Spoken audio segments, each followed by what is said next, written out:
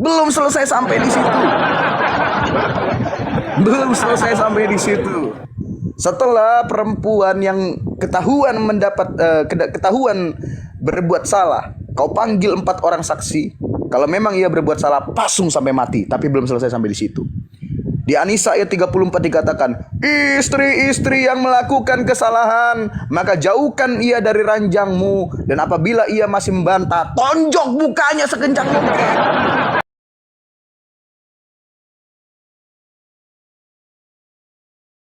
Perempuan tidak boleh berbuat salah. Apabila perempuan berbuat salah, maka Allah akan meminjam tangan suami-suami untuk tonjok muka perempuan sampai bonyok. Masya Allah. Karena memukul perempuan dalam Islam itu tidak masalah. Kenapa tidak masalah? Karena perempuan berpakaian layaknya ninja. Jadi kalau mukanya bonyok, nggak ketahuan, kan ditutupin sama cadar. Nggak apa-apa perempuan dipukul. Kan nanti kalau dia keluar pakai cadar, nggak kelihatan mukanya bonyok semua.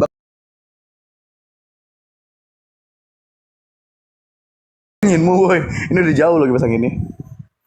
Masya Allah, barakallah. Sungguh besar nikmat yang Allah berikan kepada perempuan-perempuan. Selain boleh dicolok gratis, juga diperkosa oleh majikan-majikan Arab, ya, dibeli cuma 10 juta, dicolok 3 bulan. Dan juga kemudian perempuan boleh dipasung sampai mati, ditonjok mukanya, dihajar sama laki-laki, dan diinjak-injak oleh suami maupun tuan majikannya. Masya Allah.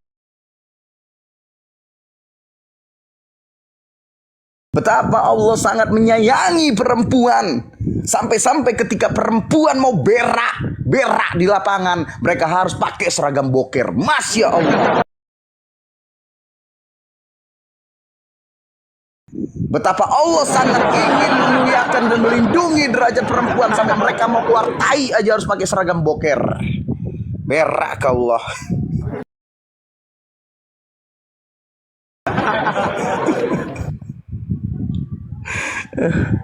Salah satu istri Rasulullah bernama Saudah. Saudah ini adalah seorang perempuan berbadan atletis, badannya tinggi kekar.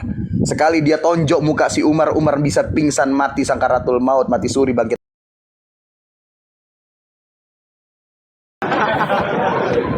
Saking besarnya Saudah, dia ini tinggi besar, badannya berotot, ya, payudaranya itu kekar, ya, bisa gerak-gerak gitu, ndut-ndut gitu. Maka setiap malam budaya di Arab, budaya perempuan di Arab, mereka hanya berak atau buang hajat 1 kali, yaitu pada malam hari. Saudah yang badannya tinggi besar juga kekar, ototnya berisi, ototnya otot kuli. Dia juga mau berak sama seperti manusia perempuan lainnya. Umar tahu bahwa itu Saudah dari ciri fisiknya yang sangat menonjol. Lalu Umar mulai menggoda istri-istri Rasulullah dengan cara mengageti si Saudah. Aku tahu itu kamu Saudah, kamu mau berak ya, gitu.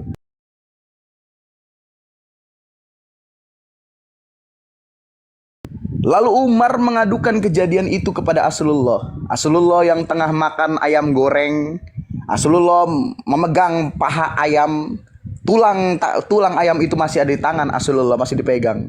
Lalu Umar mengadukan, ya Rasulullah, segeralah mintakan kepada Allah, karanglah ayat selangkangan untuk menyuruh istri-istrimu memakai jilbab seragam boker ketika mau berak. Lalu Rasulullah yang masih memegang tulang ayam di tangannya, tiba-tiba kerasukan Allah. Lalu Rasulullah mengatakan, iya benar, turunlah surah Al-Jilbab, Al-Hijab, yaitu setiap perempuan yang mau berak harus ribet pakai kain penutup kayak ninja.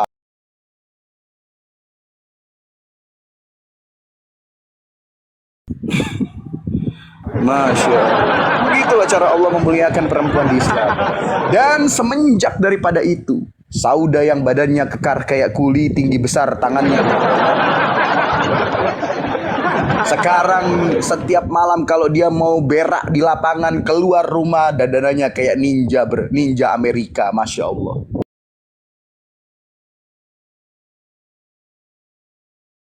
Kalian pernah nonton film The Boys? The Boys?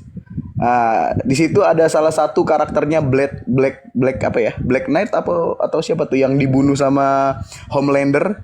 Ya, salah satu dari anggota The Seven. Ninja Jepang. Ninja Jepang anjir. Enggak, ini ninja Amerika.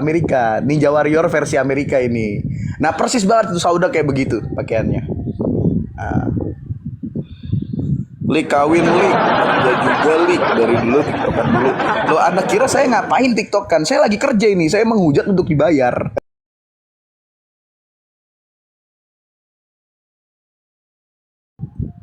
Jangan ceritakan semua Pak Ustadz, enggak apa-apa. Ini baru satu cerita. Satu cerita aja udah semengerikan ini. Gimana kalau semua cerita? Ya. Setelah selesai masalah perberak-berakan pakai seragam boker ala-ala ninja nyolong beras di malam hari padahal cuma mau buang tai, akhirnya perempuan Islam di tahun 2025 mengatakan hijab adalah identitas perempuan muslimah. Perempuan yang merasa dirinya adalah seorang muslimah harus memakai jilbab. Matamu.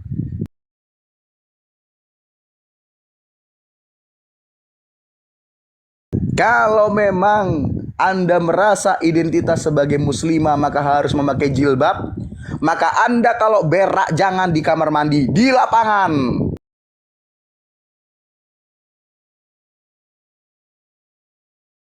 Ya.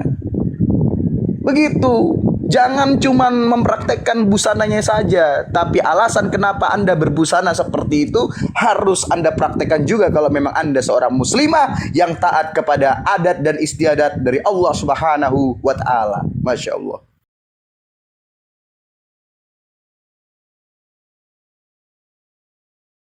Belum selesai masalah pakaian, masalah outfit. Ya. Pernah diceritakan dalam salah satu hadis. Ketika istri Aslullah sedang datang bulan. Aslullah yang syahwatnya tidak tertahan ingin menggauli istri-istrinya yang lagi haid. Maka outfit yang dipakai oleh istri-istrinya ketika haid kan gak mungkin kalau dicolok-colok. Maka Aslullah memberikan outfit kepada istrinya, pakaikanlah sebuah kain mengikat selangkanganmu dan biarkan ku gosok-gosok tititku.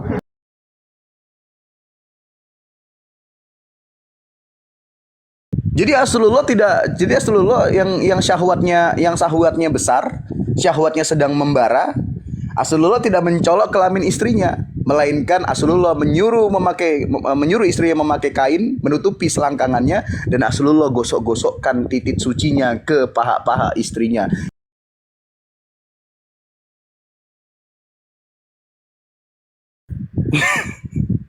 Selain daripada itu, ya, masih masalah outfit dan kain ya. Salah satu hadis Aisyah ketika dia mau mencuci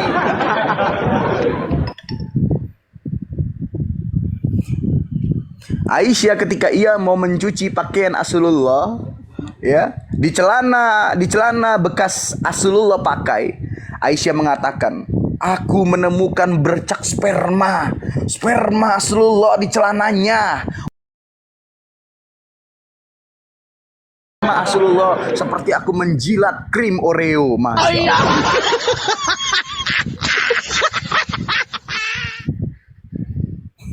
Kok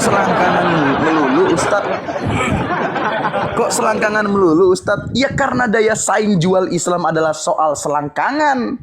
Tanpa selangkangan Islam tidak jadi agama.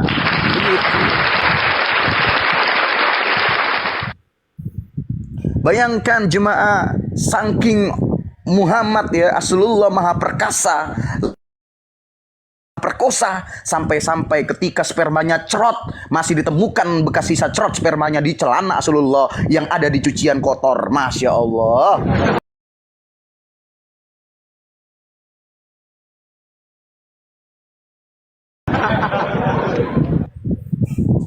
Masya Allah. Pertanyaannya, kenapa sperma suci Rasulullah, sperma yang begitu berperan besar dalam penyebaran Islam, karena Rasulullah menyebarkan Islam melalui colok-colok janda, colok-colok bocil, colok-colok Islam.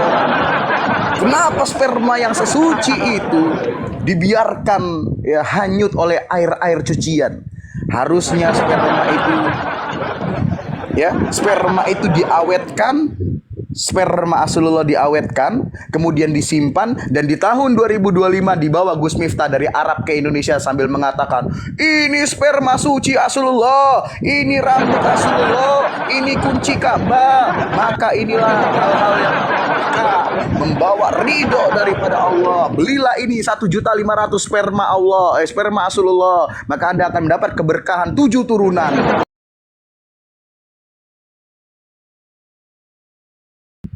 Harusnya kan seperti itu. Kenapa yang sekarang dijual-jual di online, ya, dijual-jual oleh orang Islam, air yang dicelup oleh rambut Rasulullah? Kenapa? Seharusnya air sperma Rasulullah, air yang dicelup jembut Rasulullah, kan itu lebih suci. Kenapa cuman air yang dicelup oleh rambut Rasulullah yang membawa keberkahan? Kenapa bukan air yang dicelup oleh jembut Rasulullah? Sedangkan jembut Rasulullah lebih berperan besar dalam penyebaran Islam daripada rambutnya. Ya. Pertanyaannya ada itu jembinya.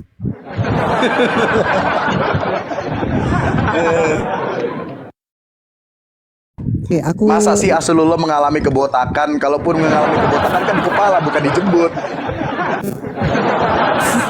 Oke, aku sapa dulu ya. Thank you ya teman-teman ya. Oke, Muhammad Farhan. Isya, selamat sore, shalom. Shalom. Shalom Bang Khalifah. Shalom. Oke, aku naikin satu orang ya. Teman-teman silakan ya bikin permintaan. Jadi aku moderator Kak Isya. Oke, sebentar. Oke, ya. Teman-teman boleh naik, khususnya teman-teman Islam asal satu ya, kondusif, ikut aturan, dan jujur sesuai dalil ya. Cuman 3 aja saya minta ya.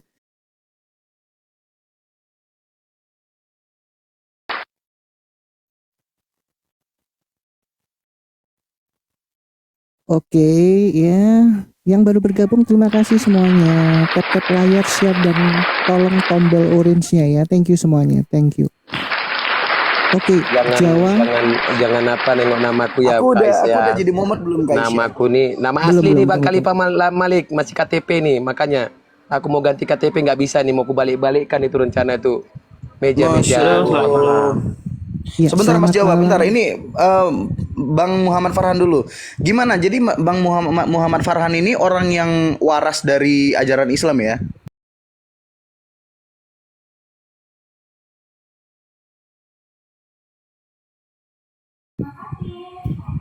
Aku nggak mau jadi orang bodoh lagi. Tanya Kak Isya. Alhamdulillah. Bismillah kudasa ya mete Allahu Akbar. Pak Muhammad Farhan, Anda menjadi Kristen atas seizin Allah. Karena tidak mungkin di dunia ini sesuatu terjadi. Iya, kan di Islam dikatakan Allah pandai membolak-balikan hati. Nah sekarang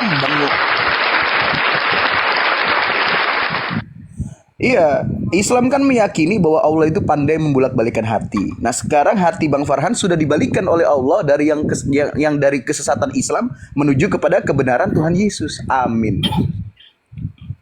Begitu, selamat ya.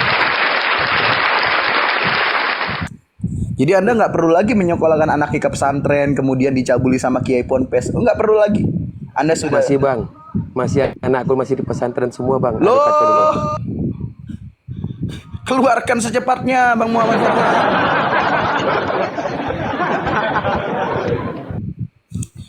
Oke, aku sapa dulu sebentar ya. Jowo. Iya. Ya, Islam Kristen. Malam ya. Islam Kristen. Bang Khalifah.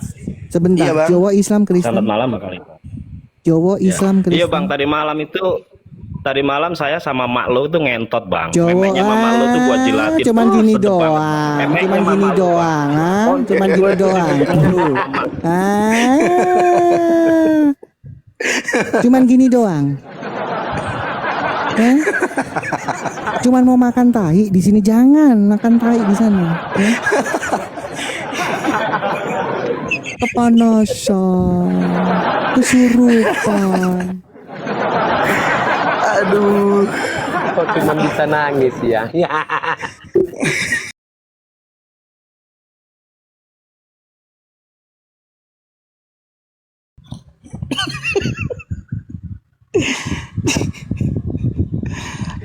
naik cuma nangis doang. Bang Muhammad Farhan, boleh tahu anaknya yang dimasukkan pesantren itu laki-laki atau perempuan ya? Dua perempuan, satu laki-laki, kacau nih. Loh, loh. Kenapa nggak coba dipindahkan aja ke sekolah negeri atau Katolik? Nggak bisa bang, aku dulu kan aliran keras, aku jidat hitam, celana cingkrang, yang sadar. Waduh.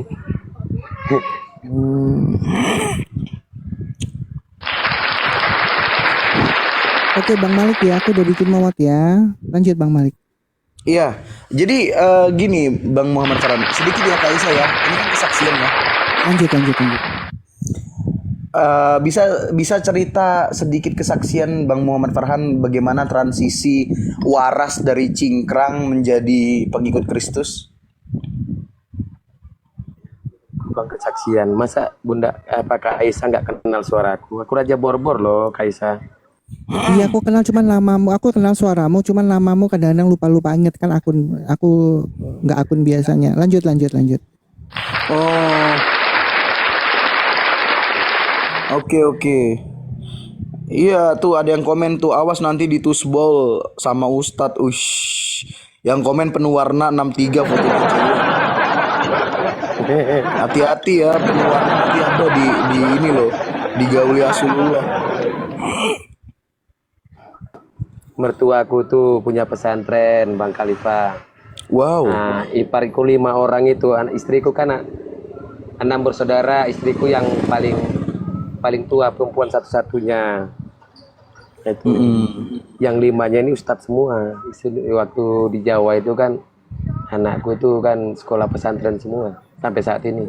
Udah aku Tapi tinggal. sampean orang Jawa atau orang Medan? Saya orang Batak, Pasar Ibu lah. Ya wis, pokoknya kuat iman terus ya Pak Muhammad Farhan ya. Ini nama mualafku dulu nih. Di KTP masih ini namanya. Benci kali aku nama ini. Oh, dulu mualaf cuman balik Kristen. Ya 23 tahun. Walah Pak, kenapa Pak kenapa aku masuk Islam? Pernikahan ya? Gara-gara tempe muslim.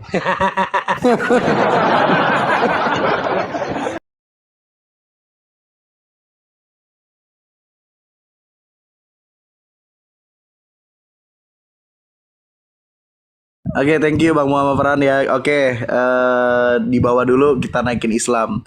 Pergilah dan jangan berbuat dosa lagi ya Bang Muhammad. Iya, silakan. 12 jam 11 istri. Masakolo Roiko Masakolo Tabrakolo.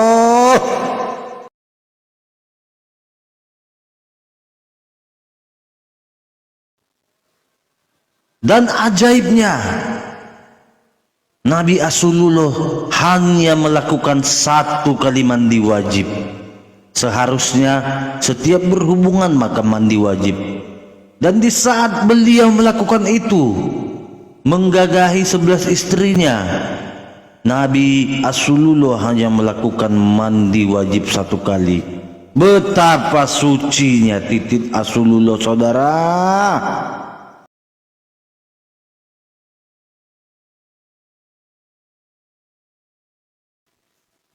Dan ada kisah mengatakan bahwa Rasulullah juga tidak berpuasa, dan itu tertulis di hadis riwayat Bukhari. Aisyah radhiyallahu, istri bocil baginda, berkata, Nabi Muhammad pernah menciumku dan memasukkan lidahnya ke dalam mulutku. Pada saat itu beliau sedang berpuasa. Jadi puasa dalam Islam ini kita sangat membingungkan, saudara. Dibilang puasa menahan lapar, enggak, cuma ganti jam makan aja.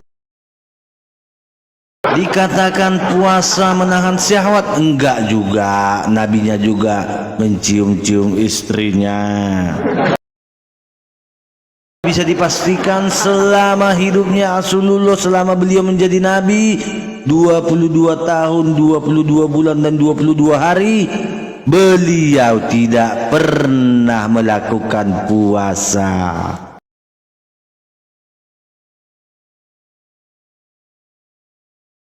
Dan kepada Islam-Islam yang masih bertahan, aku tahu apa yang kalian pikirkan. Memang berat jadi Islam itu. Mau murtad malu, bertahan dalam kesesatan yang nyata. Hanya satu kepastian yang ada dalam agama Islam, yaitu kepastian masuk neraka. Dan itu tertulis di Quran surat Maryam ayat 71. Bahwasanya itu sudah ketetapan yang ditetapkan oleh Allah. Setiap umat Muhammad wajib mendatangi neraka tanpa terkecuali.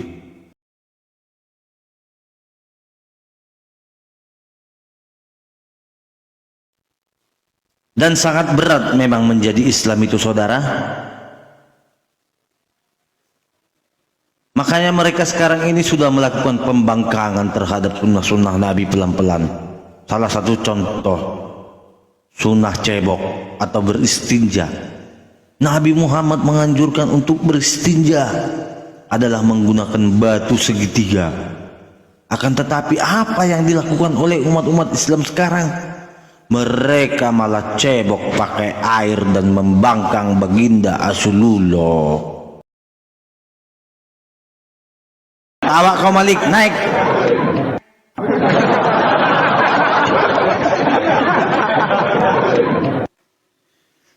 Dan sangat disayangkan bahwa perbuatan amal, perbuatan baik, dan perbuatan yang rajin sholat beribadah itu tidak akan menjamin kalian masuk surga, saudara. Karena kalian sudah ditetapkan untuk masuk neraka duluan. Karena Allah lah yang memberikan ketetapan siapa-siapa saja yang disesatkan dan siapa-siapa saja yang diselamatkan. Kalau memang itu berlaku, Allah sudah menetapkan siapa yang disesatkan dan siapa yang diselamatkan. Untuk apa lagi kalian mengantuk-antukkan kepala ke lantai Islam-Islam? Ben akun gue udah cari-cari nggak ada, astaga naga.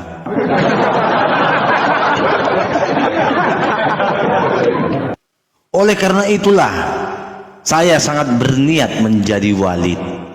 Bu Aisyah, halo Bu Aisyah. Ya Bang, lanjut dulu ya. Iya, kirain Bu Aisyah pergi belanja ke pasar.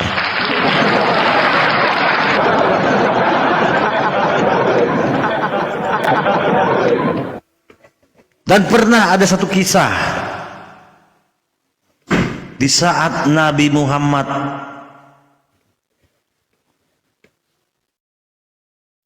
melakukan perang ke Khaybar. Dan ini adalah perang terakhir yang dilakukan oleh baginda Rasulullah sallallahu alaihi wasallam. Mereka memerangi Yahudi-Yahudi di Khaybar dan membantai semua penduduk di sana, serta merampok harta benda mereka dan memisahkan wanita-wanita untuk dijadikan budak dan tawanan perang. Dan di saat bagi-bagi jatah, maka sahabat Nabi memilih yang bernama Safiyah. Sementara Safiyah ini baru saja melakukan pernikahan, saudara, masih pengantin baru. Akan tetapi di depan Safiyah, keluarga dan suaminya dibantai habis-habisan oleh Rasulullah. Dan Safiyah pun diambil oleh sahabatnya Rasulullah, sehingga sahabatnya yang lain berkata, "Wahai baginda Nabi, aku sangat mengenali itu Safiyah. Maka itu adalah wanita yang cocok untukmu. Kenapa engkau memberikan kepada dia?" Sehingga Nabi pun memanggil sahabatnya yang sudah mendapatkan jatah si Safiyah itu, dan mereka pun berdialog, "Wahai sahabatku, bagaimana kalau kau berikan saja Safiyah kepadaku?" Karena sebelumnya Safiyah sudah diajak berhubungan oleh sahabat Nabi, tapi si Safiyah tidak mau. Dan terjadilah negosiasi yang alot antara Nabi dan sahabatnya, sehingga Nabi menukar lebih banyak lagi budak-budak perempuan untuk ditukar kepada Safiyah. Bayangkan betapa mulianya akhlak baginda Nabi. Keluarga Safiyah sudah dibantai habis-habisan, akan tetapi Nabi menikahi Safiyah. Dan dalam pemikiran Safiyah begini, kalau saya dengan sahabatnya, saya tidak akan dimuliakan, malah bisa saja saya diperjualbelikan ke pasar budak. Okelah, saya kepada si baginda aja, saya sudah lebih mulia kepada si baginda. Dan jadilah Allah lah yang menikahkan Safiyah dan Muhammad. Betapa mulianya akhlak Rasulullah di saat dia membantai para wanita-wanita yang lain dan dia pun menikahi Safiyah. Tepuk tangan untuk Rasulullah sallallahu alaihi wasallam.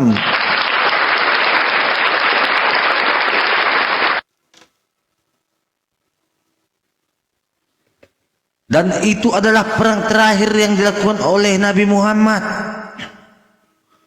Karena selanjutnya ada seorang bernama Zainab. Zainab sudah merasa marah dan emosi melihat Nabi, sehingga dia mendatangi Nabi Rasulullah dan para sahabatnya. Wahai Nabi, apakah boleh aku memasakkan daging kambing kepada kalian? Dan Rasulullah pun menjawab, boleh, silahkan kalau engkau berniat baik. Maka Zainab pun bertanya, bagian kaki mana yang engkau sukai wahai Nabi? Nabi pun menjawab, bagian kaki depan. Di saat proses memasak, Zainab pun berkata, kalau dia betulan Nabi, maka Allahnya akan memberitahu bahwa daging ini beracun. Dan ternyata singkat ceritanya setelah daging itu diracun, baginda dan sahabat-sahabatnya langsung menyantap dan hingga tewaslah sahabatnya itu di tempat. Sementara baginda belum sempat menelan, hanya sampai di mulutnya saja.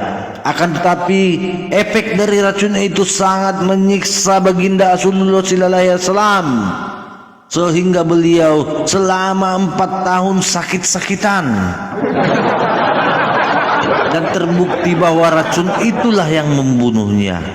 Karena dalam hadis Nabi berkata kepada Aisyah, wahai Aisyah, aku merasa bahwa urat pembuluh jantung dan aortaku terpotong-potong akibat makanan yang kumakan di Khaybar.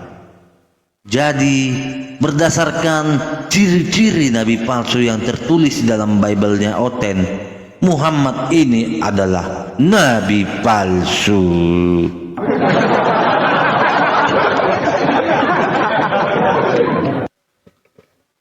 Nabi Muhammad setelah terkena racun di Khaybar, dia 4 tahun baru meninggal.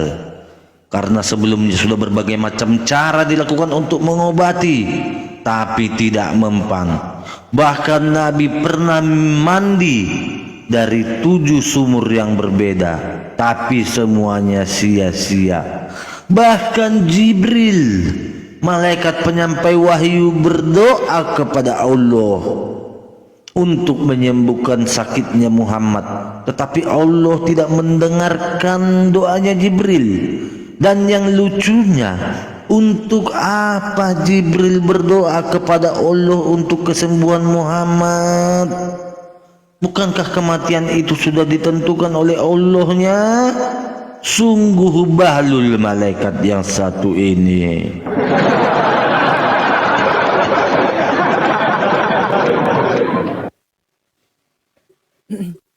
Dan ada kisah. Aku sapa dulu ya. Iya, iya. Ini kok gablingnya. Oke, shalom buat yang baru bergabung, teman-teman. Terima kasih ya, tap layar dan share-nya.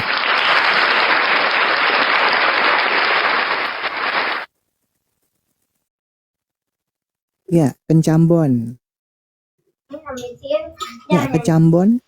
Masih kurang ampak. Sedap itu sampai 7 jam. Hah? Toh? Atau sih? Kecambon.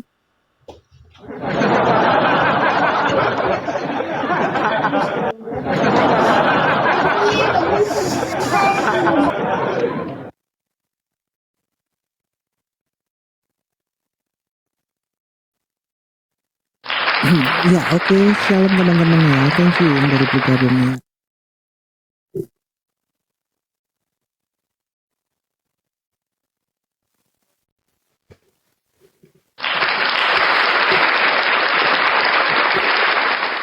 Oke, Rizky, selamat malam.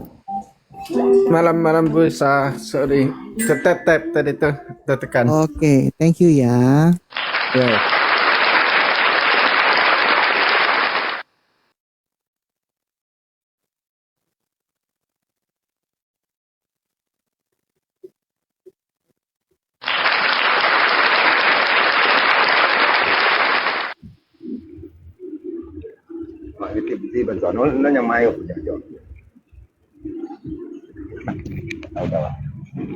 Iya, Agi, selamat malam Agi.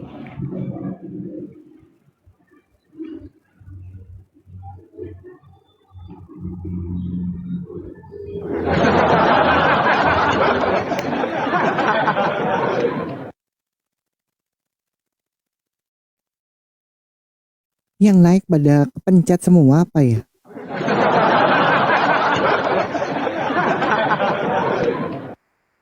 Selamat sore semua. Ya, selamat malam. Ya, ABG. Malam. Ya, Islam Sore, Kristen. Kak, sore. Islam, Kak. Islam. Oke, langsung saja ya. Oke, Saya mau- apakah Nabi Muhammad disunat? Nabi Muhammad disunat, Kak. Oke, kamu tahu dari mana Nabi Muhammad disunat? Saya belajar makanya saya tahu. Iya, kita juga mau belajar. Kita kan nggak tahu. Kamu yang tahu. Oke, kamu tahu dari mana, belajar di mana Nabi Muhammad disunat? Silakan. Nabi Muhammad disunat itu dua pendapat. Yang Hah? pertama, Kenapa? dua Kenapa? pendapat. Dua pendapat. Oke. Sebagian mengatakan Nabi Muhammad itu disunat dalam kandungan ibunya, yaitu Oke. Siti ibunya. Itu yang Yang pertama yang Aisyah. ya, yang pendapat kedua. Yang pendapat yang kedua itu Nabi Muhammad diritan ketika Nabi berumur 7 hari. Yang Oke. meritankan Nabi Muhammad itu yaitu kakeknya, yaitu Abdul Muthalib. Oke, itu tertulis di mana itu dua pendapat itu? Itu kan pendapat ulama. Pendapat ulama. Berarti yang pasti yang mana? Yang valid yang mana? Kan ada dua tuh. Boleh. Nggak mungkin kan dua-dua. Iya, Kenapa? yang mana saja boleh kita percaya. Hah? Bagaimana? Harus satu validasinya. Gimana sih? Kalau mbaknya nggak pernah belajar tentang agama. Di sini bukan di masjid. Kalau di masjid ada dua pendapat, satu begini, satu begitu. Silakan Anda pikirkan. Ini bukan di masjid. Di sini ruang publik butuh validasi data yang jelas yang mana, bukan dua-dua. Ya. Ada yang di perut, ada yang 7 hari, berarti 2 kali. Habis dari perut terus habis itu di luar.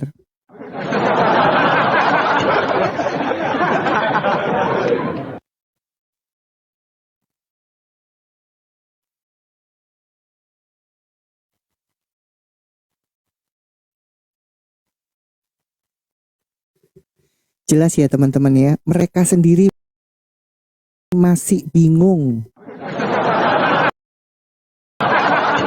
Itu yang belajar di pesantren bingung. Gimana yang nggak belajar di pesantren?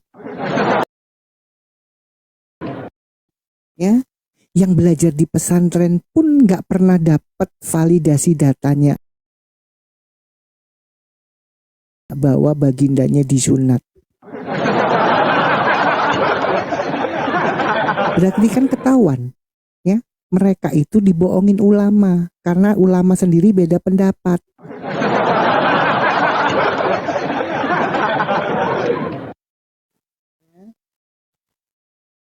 Silakan naik ya. yang mau membantah, oh di dalam Alkitab ada ini, ada itu, silakan naik.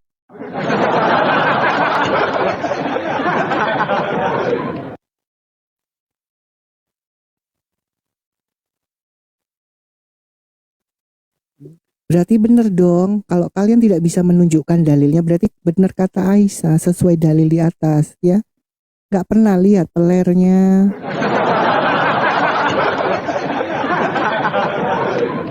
Ya, gak pernah lihat selama 9 tahun berumah tangga, gak pernah kelihatan pelernya suaminya.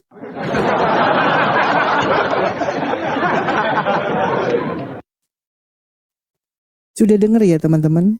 Salah satu tadi ABG itu anak pesantren, belajar di pesantren. Itu pun jawabannya 2, ya. Pendapat ulama ada 2, yang benar yang mana? Semuanya benar.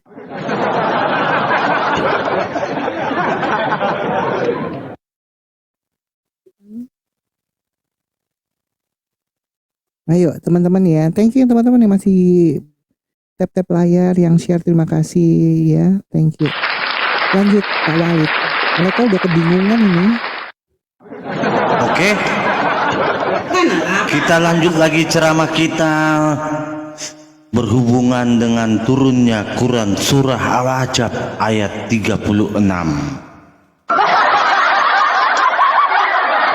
di mana surah-surah ini sangat berpihak kepada kuntulnya Rasulullah. Dan di satu kisah, Nabi Muhammad mempunyai seorang anak angkat bernama Zaid, dan beliau pun melamarkan Zainab untuk menikah dengan Zaid. Akan tetapi Zainab menolak. Bagaimana mungkin aku menikah dengan dia, sedangkan dia adalah budakmu? Saya kirain engkau yang mau melamarku. Ternyata siapapun si Zainab setur juga sama si Nabi. Tapi Nabi dengan akal-akalannya menurunkan wahyu. Itu tertulis di Quran surah Al-Ahzab ayat 36 yang bunyinya begini: tidaklah pantas bagi seorang mukmin dan mukminat apabila Allah dan Rasulnya telah menetapkan suatu ketentuan, akan ada pilihan yang lain bagi mereka tentang urusan mereka. Siapa yang mendurhakai Allah dan Rasulnya, sungguh dia telah tersesat dengan kesesatan yang nyata. Diancam saudara-saudara.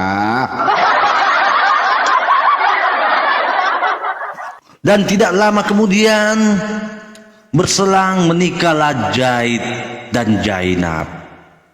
Dan di suatu hari Nabi berkunjung ke rumah anak angkatnya. Akan tetapi rumah anak angkatnya itu hanya ada seorang Zainab, karena Zaid berada entah di mana.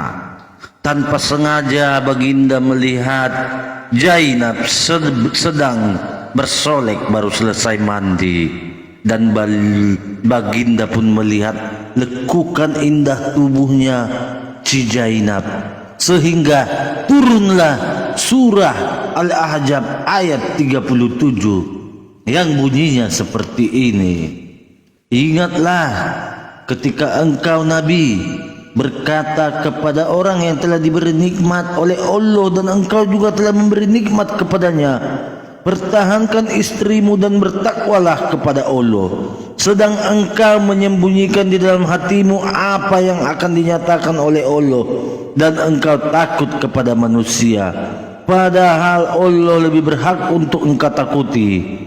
Maka ketika Zaid telah mengakhiri keperluan terhadap istrinya, kami nikahkan engkau dengan dia. Nah, ceritanya begini: ketika Muhammad melihat indahnya lekukan tubuhnya Zainab, Muhammad pun tidak konsentrasi. Saudara-saudara mau mengapain?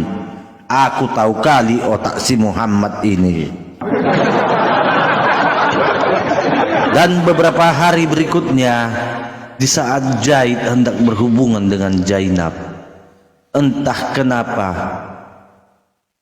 alat tempurnya Zaid mengalami pembengkakan, sehingga Zaid tidak bisa melakukan kewajibannya sebagai seorang suami. Dan sehubungan dengan turunnya surah Al-Ahzab ayat 38 itu, maka Allah pun menikahi menantunya itu. Dan terbukti lagi saudara, betapa mulianya ahlak Rasulullah sallallahu alaihi wasallam hingga dia mau menikahi mantan menantunya. Asfadi masakoloh.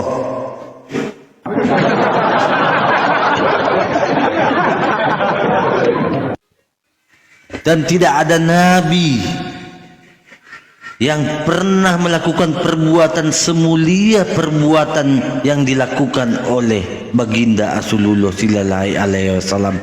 Memang betul beliau adalah tauladan yang sangat layak untuk diikuti oleh umat Islam, umat oten. Jangan nyontek ya saudara-saudara ya.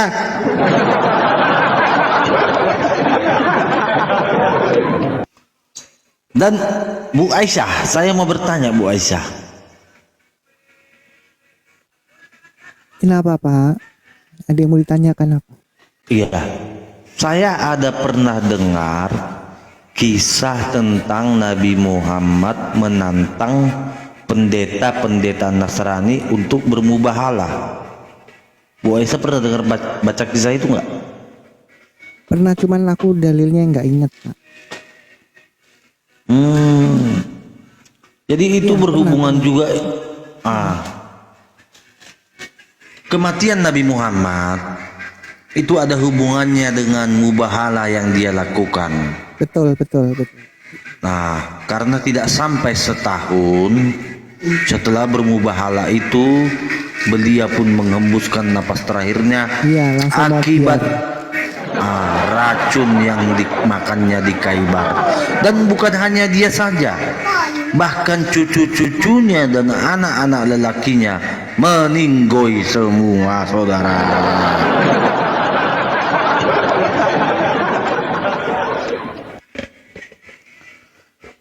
Dan kita lanjut lagi ceramah kita seputar dengan TKW-TKW di Arab dan dimanapun berada TKW itu.